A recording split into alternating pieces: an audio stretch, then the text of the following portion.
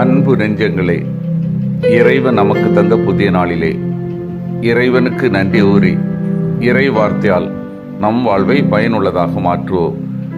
இறைவன் நம் அனைவரை நிறைவாக ஆசீர்வதித்து பாதுகாத்து வழி நடத்துவாராக. இன்றைய நற்செய்தி வாச சிந்தனை, திருச்சட்டத்தை நிறைவேற்று. மத்தேயு நற்செய்தி நூல் பிரிவு 5, இறை சொற்றொடர்கள் 17 முதல் 19 முடிய. அன்பார்ந்தவர்களே, கட்டளைகள் அனைத்தையும் கடைபிடித்து கற்பிக்கிறவரோ விண்ணரசில் பெரியவர் என கருதப்படுவர் என்னும் ஆண்டவர் இயேசுவின் அமுத மொழிகளை சிந்திப்போம். இறைவன் நமக்கு இறை வார்த்தை வழியாக தந்துள்ள அனைத்து கட்டளைகளையும் நாம் கடைபிடிக்க வேண்டும். அத்தோடு அவற்றை பிறருக்கும் கற்பிக்கவும் வேண்டும் என்கிறார் இயேசு.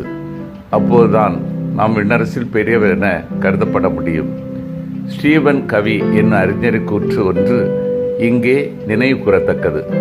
நாம் எதை புதிதாக கற்றுக்கொண்டாலும் குறைந்தது 2 பேருக்காவது அதை நாம் கற்றுக் கொடுக்க வேண்டும் என்கிறார் அவர். அதாவது பிறருக்கு கற்றுக் கொடுப்பதுதான் ஒன்றை கற்றுக்கொள்ளும் சிறந்த வழி என்கிறார் அவர். எனவே இறை வார்த்தையை நாம் நன்கு கற்றிருக்கிறோம் என்பதன் அடையாளம் பிறருக்கு அதை கற்பித்து அவர்களை அதன்படி வாழ வைப்பதே. இதை நாம் நற்செய்தி அறிவித்தல் என்கிறோம். இறை வார்த்தையை கற்றுக்கொள்வதற்கான சிறந்த வழி அதை பிறருக்கு கற்பிப்பதே. நாம் இறை வார்த்தை இறைவனின் கட்டளைகளை கடைபிடித்து பிறருக்கும் கற்பிப்போமாக. சிறந்த சான்றுகளாய் வாழ்வோமாக. திருச்சட்டத்தையோ இறைவாக்களை நான் அழிக்க வந்தேன் என நீங்கள் எண்ண வேண்டாம். அவற்றை அழிப்பதற்கல்ல, நிறைவேற்றுவதற்கு வந்தேன் என்னும் ஆண்டவர் இயேசுவின் அமுத மொழிகளில் ஒரு பொருளை அழிப்பது எளிது, உருவாக்குவதோ கடினம் என்பதை நாம் அறிவோம்.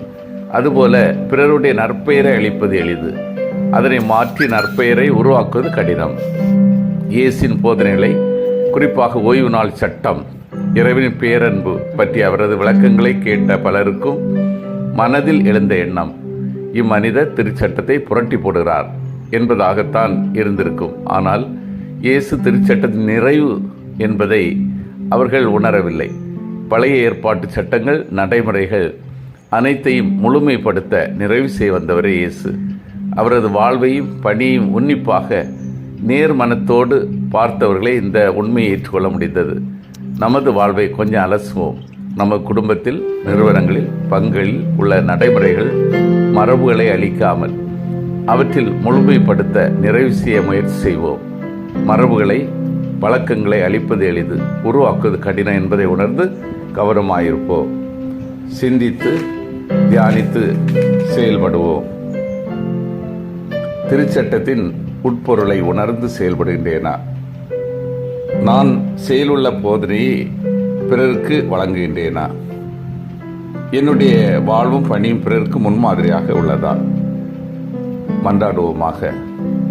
வல்லமைமிக்க இறைவா, நாங்கள் அனைவரும் திருச்சட்டத்தின் உட்பொருளை உணர்ந்து செயல்படவும், நாங்கள் செயலுள்ள போதனை பிறருக்கு வழங்கவும், எங்களுடைய வாழ்வும் பணியும் பிறருக்கு முன்மாதிரியாக திகழவும் வரம் தாரும்.